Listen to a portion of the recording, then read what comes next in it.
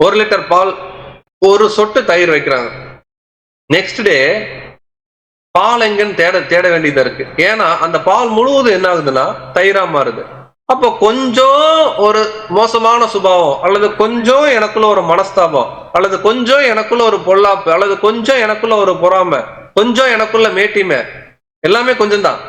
ஒருவேளை கொஞ்சம் இருந்துச்சுன்னா நாளடைவில் அந்த பொறாமை, மேட்டிமை, துர்குணம் அப்படியே பெருசாகும். கொஞ்சோண்டு மேட்டிமை நமக்குள்ள வர்றதுக்கு அளவு பண்ணிட்டுன்னு வச்சுக்கோங்களேன், நான் இல்லாம இது நடக்காதுங்க. எக்லீசியால நான் தாங்க, நான் இல்லைன்னா இந்த வேலையே நடக்காதுங்க. நான் தாங்க சப்ஜெக்ட் பேசுறேன், இல்ல நான் தாங்க பைபிள் படிக்கிறேன், நான் தாங்க பாட்டு பாடுறேன்னு சொல்லி நான்கிற ஒரு எண்ணம் மட்டும் நமக்குள்ள கொஞ்சோண்டு வந்துருச்சுன்னா நமக்கு தெரியவே தெரியாது. நம்மளுடைய எண்ணம், மோசமான எண்ணம் அப்படியே மேல வரும். கொஞ்சம் புளிப்பு ஒட்டுமொத்த நம்முடைய ஆவிக்குரிய வாழ்க்கையும் என்ன ஆகுதுன்னா புளிப்புக்குள்ள கொண்டு போயிடும். இது போன்ற அநேகம் ஆழமான சத்தியங்களை முழுமையாக பார்க்க நமது சத்திய கருவூலம் யூடியூப் சேனலை சப்ஸ்கிரைப் செய்து பயன்பெறுங்கள்.